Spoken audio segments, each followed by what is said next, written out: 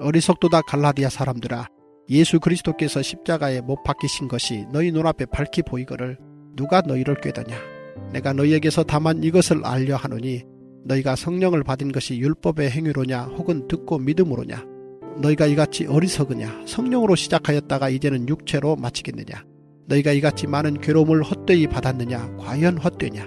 너희에게 성령을 주시고 너희 가운데에서 능력을 행하시는 이의 일이 율법의 행위에서냐 혹은 듣고 믿음에서냐. 아브라함이 하나님을 믿음에 그것을 그에게 의로 정하셨다 함과 같으니라. 그런즉 믿음으로 말미암은 자들은 아브라함의 자손인 줄 알지어다. 또 하나님이 이방을 믿음으로 말미암아 의로 정하실 것을 성경이 미리 알고 먼저 아브라함에게 복음을 전하되 모든 이방인이 너로 말미암아 복을 받으리라 하였느니라. 그러므로 믿음으로 말미암은 자는 믿음이 있는 아브라함과 함께 복을 받느니라. 기도하겠습니다. 하나님, 오늘 갈라디아 교회 성도들이 어리석다는 사도 바울의 질책을 받았습니다. 하나님, 정말 하나님께서 보이신 너무나 우리가 걸어가야 될 소중한 길, 우리가 절대로 양보하면 안 되는 것들이 있는데, 하나님, 갈라디아 교회 성도들은 복음을 모르니 하나님 그 소중한 것을 내어주고 하나님 어리석은 길로 가는 우를 범했습니다. 하나님, 이 시간에 우리 또한 어리석은 길로 가고 있지 않습니까? 내가 처음 받은 은혜를 버리고 정말 하나님께서 함께 하시지 않는 어리석은 길로 가고 있지는 않은지 오늘도 말씀을 통하여서 듣고자 합니다. 주님, 어리석지 말게 하여 주시고 지혜롭게 하여 주시고, 하나님 복음을 떠나서 다른 길로 가고 있다면 하나님 다시 한번 바른 길로 돌아올 수 있도록 주님께서 이 시간 역사하여 주시옵소서. 주님께서 이 시간 말씀이 들리게 하실 줄 믿사오며 살아계신 예수님 이름 받들어 기도드립니다. 아멘. 네, 제가 예전에 그 TV에서 진짜 생각을 많이 하게 되는 영상을 하나 봤는데, 그 예전에 어린이들의 행동을 바로잡아주는 이 공중파 프로그램이 있었습니다. 이게 다른 프로그램인지 아니면은 우리 아이가 달라졌어요라는 프로그램이었는지 좀 헷갈리는데, 어쨌든 그 프로그램을 하는데 그 프로그램에 그 한 아이의 엄마가 아니라 고모가 전화를 한 겁니다.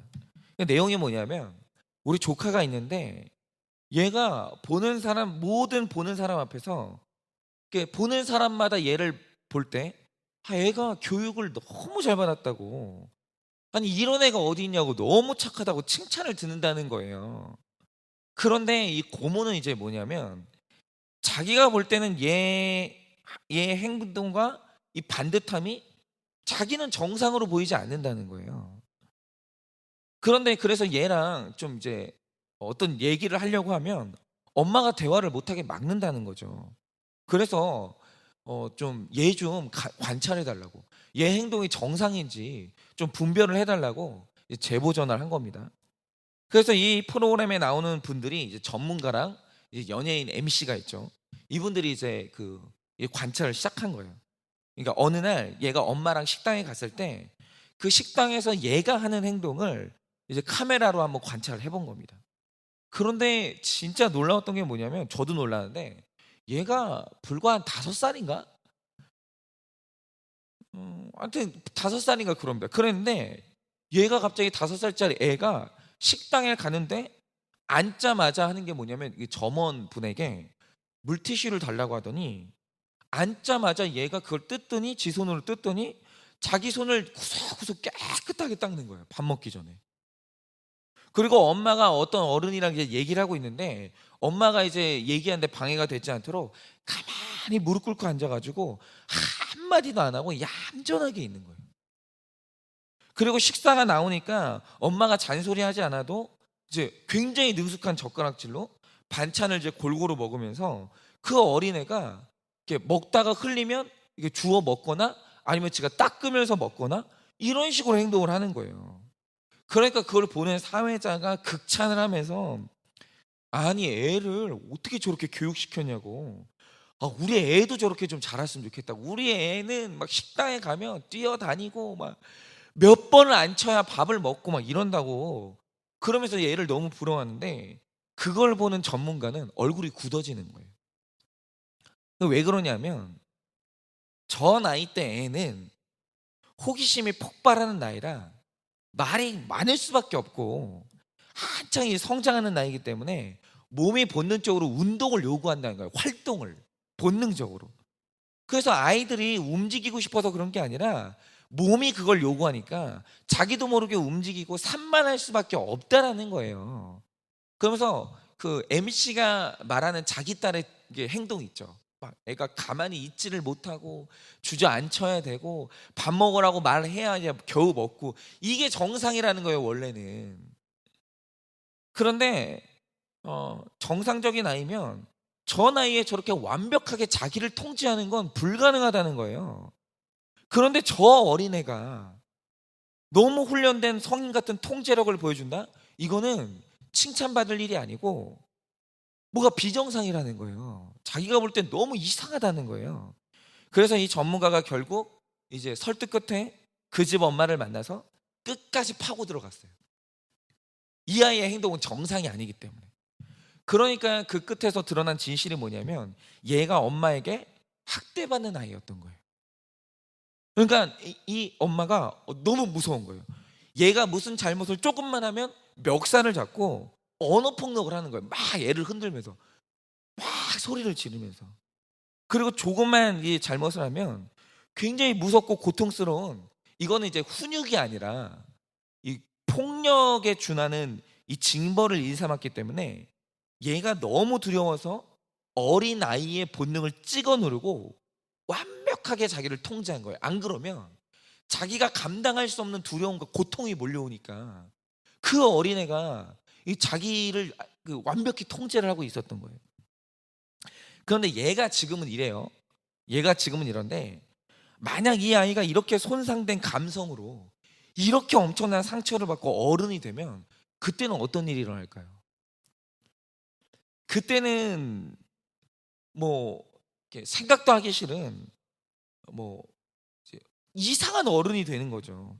삶에서 그 어떤 여유나 기쁨도 느끼지 못하고 이제 다른 사람을 이제 고통스럽게 하는데도 그 고통을 느끼지 못하고 이제 건강한 대인 관계는 할 수 없는 완전히 망가진 인생을 살아야 되는 거죠. 그러니까 얘는 위로의 대상이 아니고 이쯤 되면 이제 치료의 대상이에요.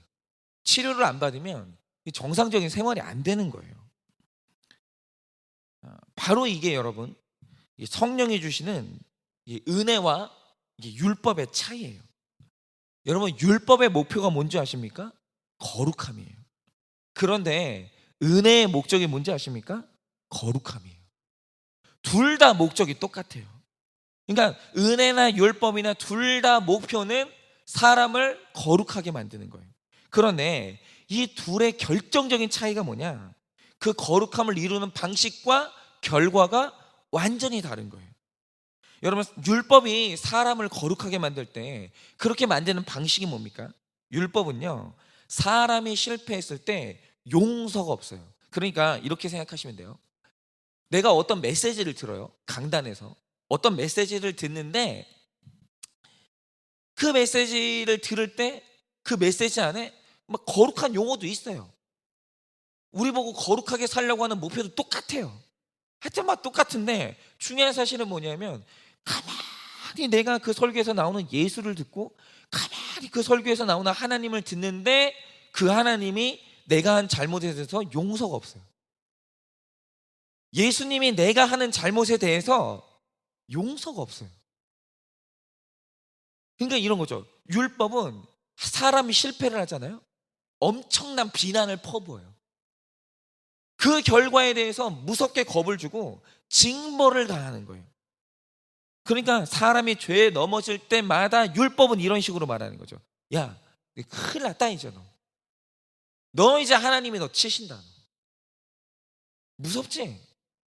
그리고 너처럼 신앙생활 하다가 너 같은 이 거짓 신앙생활 하다가 지옥 간 사람이 한둘이 아니야. 내가 보니까 너는 거짓 신앙이야. 그리고 네가 실패하니까 네 주변 사람들 얼굴을 보라고. 네가 저 사람들한테 얼마나 실망을 시켰는지 아냐고.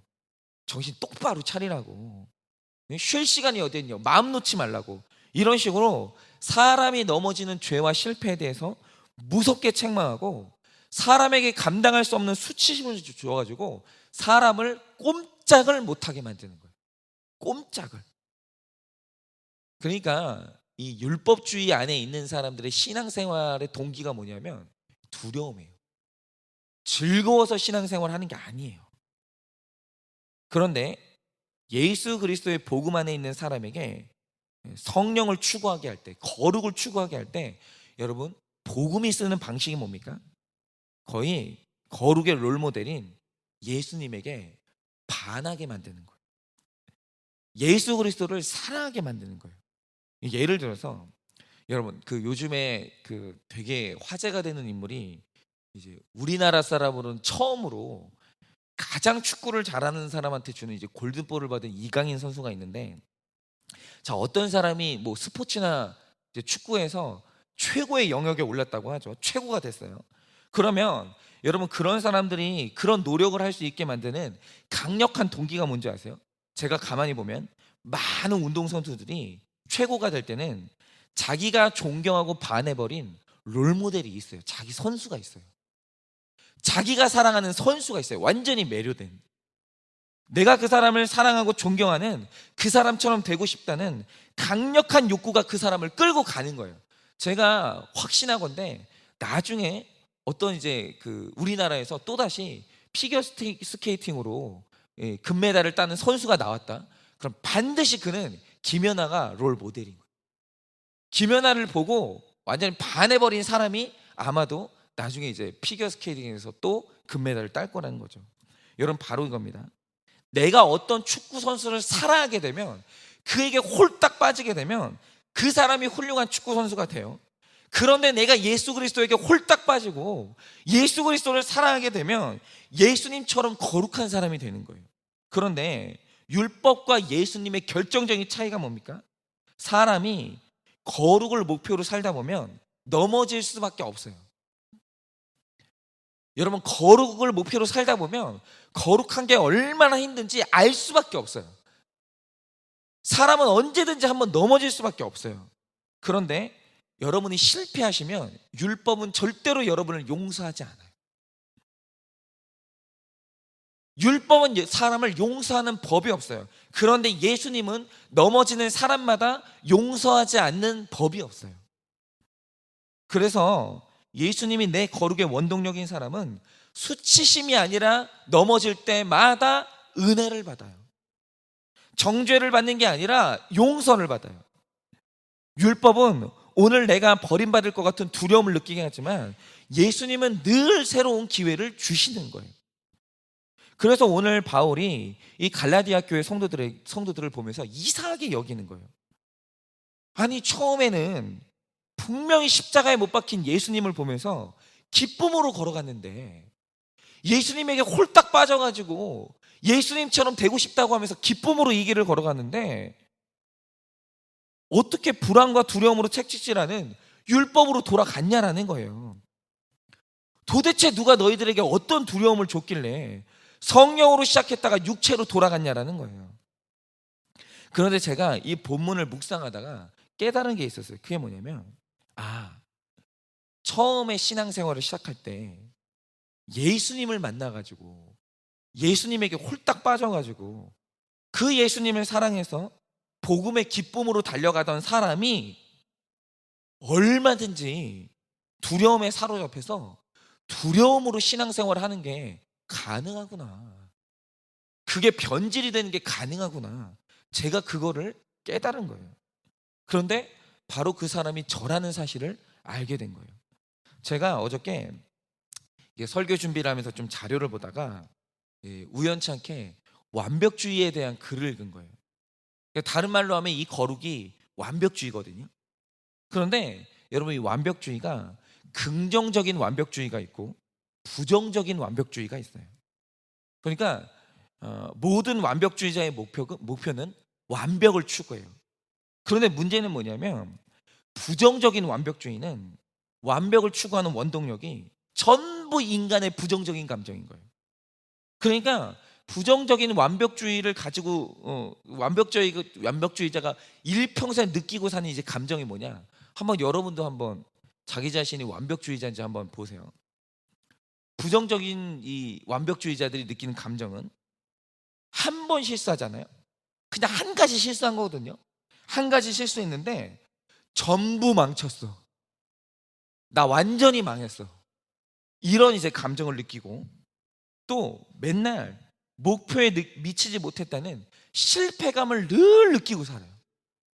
그리고 목표를 달성하지 못하면 이상한 게 뭔지 하면 죄책감하고 수치심을 느끼고, 사람들이 늘 나에게 완벽함을 요구한다는 망상에 빠져 있어요. 그리고 실수를 했을 때 제일 먼저 드는 생각이 뭐냐면 사람들이 나를 어떻게 생각할지, 그게 두렵다는 거예요. 저 사람들이 나를 어떻게 봤을까? 나를 우습게 보지 않을까? 나를 비웃지 않을까? 늘 있잖아요. 그런 망상에 빠져 있다는 거예요. 그런데 그 글을 쭉 읽고 있는데 제가 깜짝 놀란 게 뭐냐면 이게 지금 전부 제가 느끼고 있는 감정들인 거예요. 정말 깜짝 놀랐어요. 그래서 제가 어제 그 글을 보다가 처음으로 어저께 처음으로 저 자신이 제가 부정적인 완벽주의자라는 사실을 어제 처음 알았어요. 나 완벽주의자였구나. 그런데 긍정적인 사람이 아니라 부정적인 완벽주의자구나. 이걸 안 거예요. 그래서 제가 가만히 앉아가지고 내가 어쩌다가 내가 완벽주의자가 됐지? 제가 이 생각을 해보니까 오늘 말씀에 그 정답이 나와 있는 거예요. 그게 뭐냐면 제가 어느 날부터 제 사역의 출발점이었던 예수 그리스도와 완전히 멀어져 있는 거예요. 분명히 제가 이 사역을 시작할 때 고3 때 처음으로 내가 신학교를 가야 되겠다고 시작할 때 그 시작이 뭐였었냐면 제가 로마서 8장을 읽다가 예수님을 만나고 예수님한테 완전히 빠져버린 거예요. 야, 나 같은 것 때문에 예수님이 십자가를 지고 죽어주셨구나. 그날 제가 얼마나 울었는지 모르고 그 예수님한테 완전히 반해가지고 제가 예수님을 사랑하지 않을 수가 없었어요. 그리고 예수님이 너무 좋아가지고 만나는 사람마다 야, 너도 예수님 알아야 된다고. 너도 예수님 만나야 된다고. 예수님 만나면 네 인생도 바뀐다고. 너 지금 그렇게 지옥 갈까 봐 고민하고 있는데 예수님 만나면 답을 얻을 수 있다고. 말끝마다 예수였어요. 예수님이 너무 좋았다고요. 그런데 어느 날부터 이상한 게 뭐냐면 그게 어느 날인지는 저도 모르겠어요. 어느 날부터 제가 예수님보다 나를 인정해주는 사람들이 더 좋은 거예요.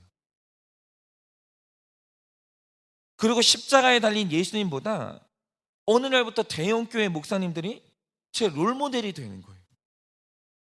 그러니까 이제 어떤 일이 일어나냐면 나는 예수님보다 나를 인정해주는 사람이 더 좋으니까 어느 날 사람들이 나를 인정해주지 않으면 우울해지고 초조해지는 거예요. 내가 뭐 잘못했나? 왜 저 사람이 내가 설교가 끝났는데 아무 반응이 없지? 오늘 설교가 지루했나? 그리고 늘 제가 말씀드리지만 사람이 설교를 듣다가 졸면서 고개가 떨어지면 심장이 내려앉는 거예요. 나 오늘 설교 망쳤다. 큰일 났다. 오늘 우리 교회 이제 사람들 다 나간다. 진짜 이런 두려움이 몰려오는 거예요. 그리고 어느 날부터 내 자신이 작게 느껴지면 그거에 대한 불만족이 터져 나오는 거예요. 야, 너 이거밖에 안 되냐? 너는 그래도 좀 괜찮은 사람인 줄 알았는데 이거밖에 안 되나 내가? 이게 수용이 안 되고 이게 용납이 안 되는 거예요. 그러니까 처음에는 나를 위해 십자가에 못 박히신 예수님이 좋아서 이 길을 시작했는데 다른 복음에 꾀임 받아가지고 육체로 돌아간 사람이 저인 거예요. 신앙생활하면서 전부 느끼는 감정이 지금 이 하늘교회를 목회하고 있는데 목회하면서 느끼는 이 감정이 전부 인간의 부정적인 감정밖에 느끼는 게 없는 거예요. 망할 것 같고 쫓겨날 것 같고 이게 내가 사람한테 실망감을 준 것 같은 수치심을 느끼고 죄책감을 느끼고 이러고 앉아있는 거예요. 예수님을 쫓았으면 성공이 아니라 거룩을 쫓았을 텐데 제가 예수님하고 멀어지니까 저도 모르는 사이에 거룩이 아니라 성공을 쫓고 있는 거예요. 예수님의 은혜가 아니라 사람들의 반응을 쫓고 있는 거예요. 그래서 제가 이거 회개했어요. 어저께 나 지금 뭔가 잘못됐다. 뭔가 지금 크게 잘못됐다. 내 지금 내 복음이 아니라 내가 율법에 가 있다, 내가 지금. 그러니까 제가 마음속으로 드는 생각이 뭐겠어요? 제가 저를 정죄하고 있으니까 제가 필경 뭐랄까, 제가 요구하는 반응을 보여주지 않는 성도님들을 보고 있으면 제가 지금 그 성도님들을 비난하고 있는 거예요. 용서하지 않고 있는 거예요. 지금 뭐 문제가 있는 거예요, 제가. 그래서 제가 이 갈라디아서를 묵상하는 동안 목표가 생겼어요. 그게 뭐냐면, 내가 어떤 실패를 하고 내가 어떤 모습으로 있어도 내가 그때마다, 부정적인 감정이 들 때마다, 내가 두려워질 때마다 내가 그때 예수님 찾아가야 되겠다. 내가 자꾸 사람에게서 나 자신의 이 존재감을 확인하고, 내가 사람에게서 내가 잘했는지 못했는지 내가 자꾸 확인받는 게 아니라, 내가 그때마다, 두려울 때마다, 수치심을 느낄 때마다, 죄책감이 느껴질 때마다 내가 예수님한테 가야 되겠다. 내가 인생의 목적이 성공이 돼서 성취가 없으면, 내가 원하는 반응이 안 나오면 그동안 내 부족함을 용서하지 못했는데, 내가 이제 그때마다 나를 용서해 주시는 예수님께 가서 내가 안식을 좀 누려야 되겠다. 이대로는 못 살겠다. 제가 이 목표를 잡았어요. 정신을 좀 차리려고 해요. 그래서 제가 오늘부터는 예수님한테 집중을 하려고 합니다. 여러분, 오늘 저같이 예수로 시작했다가 육체로 빠져버린 분들이 있지 않습니까? 지금 여러분들이 지금 하루를 생활하고 일주일을 생활하시는데, 여러분이 느끼는 감정은 뭐예요? 여러분 지금 안식하고 계십니까? 여러분, 내가 용서받았다는 안도감이 있으십니까? 지금 예수님에게 완전히 빠지고 예수님에 대한 사랑이 깊어가지고 여러분 설레임이 있으십니까?